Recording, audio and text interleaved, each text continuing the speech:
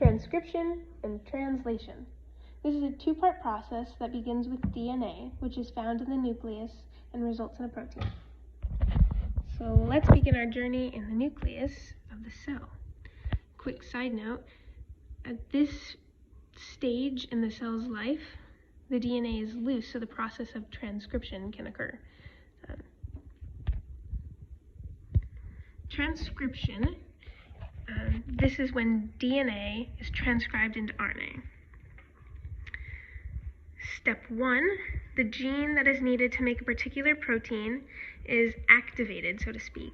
The double helix is first untwisted and then unzipped.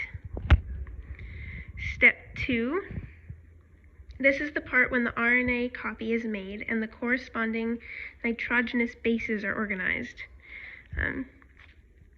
This happens because of an enzyme right here called RNA polymerase. The way I drew it looks like a brown blob, but go with it. Step 3, the last part of transcription. This is when messenger RNA is capped and tailed, or when the messenger RNA undergoes a few final touches that prepare it for leaving the nucleus. What is that doing? Well, it pretty much, the cap and tail facilitate the export of the messenger RNA from the nucleus and protect the messenger RNA from attack by cellular enzymes. It also helps the messenger RNA to bind to ribosomes, which is going to need in the next part of this journey. The second part, which we have just arrived at, is translation. First, messenger RNA needs to leave the nucleus. It's going to leave through a semi-permeable membrane, the nucleus's membrane, to go find a ribosome. Depending on where the protein is needed, it will either go to a bound ribosome or a free ribosome.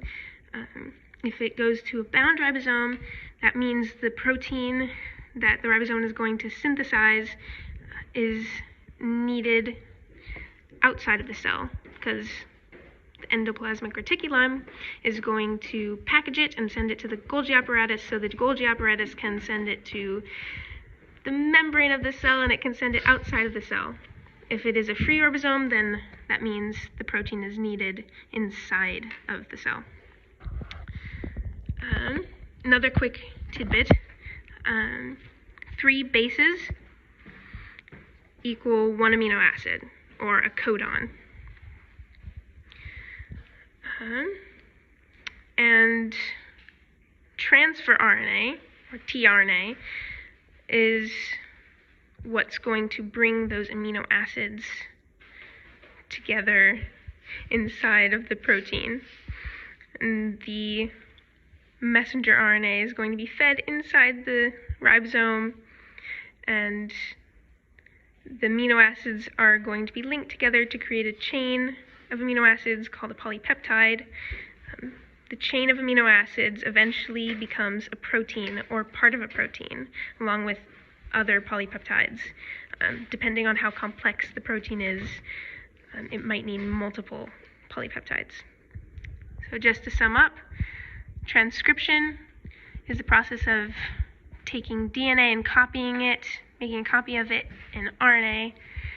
Translation is taking that copy and making a protein.